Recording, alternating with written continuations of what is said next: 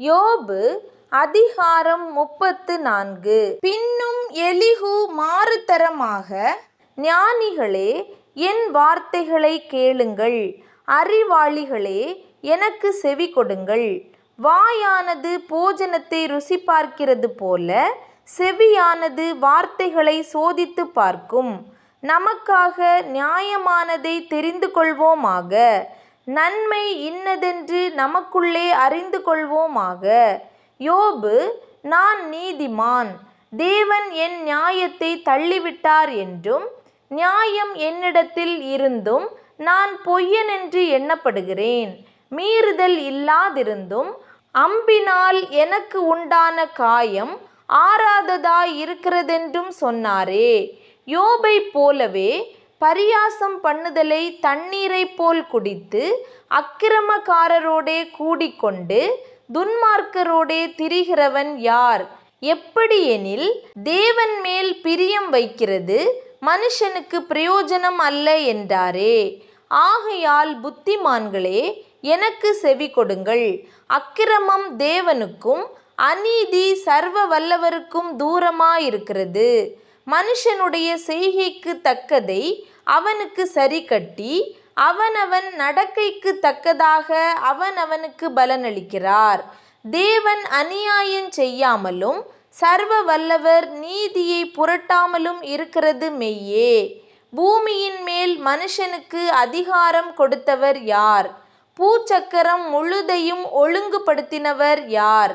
அவர் தம்முடைய இருதயத்தை அவனுக்கு விரோதமாக திருப்பினாராகில், அவனுடைய ஆவியையும் அவனுடைய சுவாசத்தையும் தம்மிடத்தில் இழுத்து கொள்ளுவார்.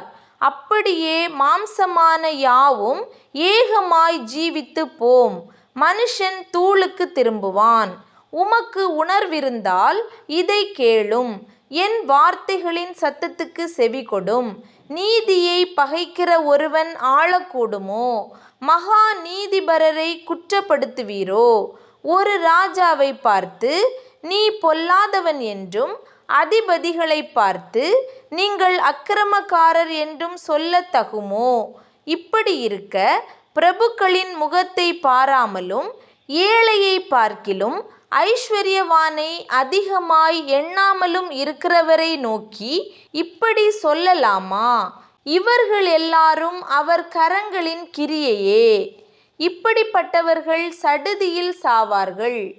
ஜனங்கள் பாதி ஜாமத்தில் கலங்கி ஒழிந்து போவார்கள். காணாத கையினால் பலவந்தர் அழிந்து போவார்கள். அவருடைய கண்கள் மனுஷருடைய வழிகளை நோக்கியிருக்கிறது. அவர்களுடைய நடைகளையெல்லாம் அவர் பார்க்கிறார். அக்கிரமக்காரர் ஒளித்து கொள்ளத்தக்க அந்தகாரமும் இல்லை, மரண இருளும் இல்லை.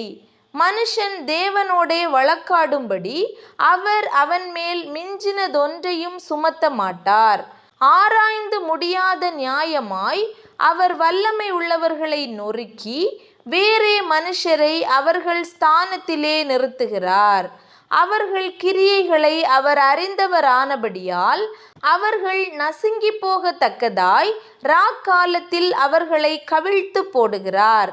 அவர்கள் அவரை விட்டு பின்வாங்கி அவருடைய எல்லா வழிகளையும் உணர்ந்து கொள்ளாமல் போனபடியினாலும், எளியவர்களின் கூக்குரல் அவரிடத்தில் சேரும்படி செய்ததினாலும், சிறுமையானவனுடைய கூக்குரலை கேட்கிற அவர் எல்லாரும் பார்க்கும்படி அவர்களை துன்மார்க்கரென்று அடிக்கிறார்.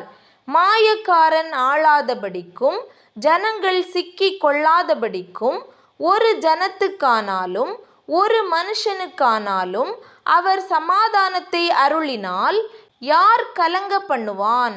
அவர் தமது முகத்தை மறைத்தால் அவரை காண்கிறவன் யார்? நான் தண்டிக்கப்பட்டேன், நான் இனி பாவம் செய்ய மாட்டேன். நான் காணாத காரியத்தை நீர் எனக்கு போதியும். நான் அநியாயம் பண்ணினேனானால் நான் இனி அப்படி செய்வதில்லை என்று தேவனை நோக்கி சொல்லத் தகுமே. நீர் அப்படி செய்ய மாட்டோம் என்கிறபடியினால் உம்மோடிருக்கிறவர்களில் ஒருவனை உமக்கு பதிலாக அதை செய்ய சொல்வீரோ? நான் அல்ல, நீரே தெரிந்து கொள்ள வேண்டும். அல்லவென்றால் நீர் அறிந்திருக்கிறதை சொல்லும். யோபு அறிவில்லாமல் பேசினார். அவர் வார்த்தைகள் ஞானமுள்ளவைகள் அல்லவென்று புத்தியுள்ள மனுஷர் என் பட்சமாய் பேசுவார்கள். ஞானமுள்ள மனுஷனும் எனக்கு செவி கொடுப்பான். அக்கிரமக்காரர் சொன்ன மறு உத்தரவுகளின் நிமித்தம் யோபு முற்ற முடிய சோதிக்கப்பட வேண்டியதே என் அபேட்சை. தம்முடைய பாவத்தோடே மீறுதலை கூட்டினார். அவர் எங்களுக்குள்ளே கை கொட்டி தேவனுக்கு விரோதமாய் தம்முடைய வார்த்தைகளை மிகுதியாக வசனித்தார் என்றான்.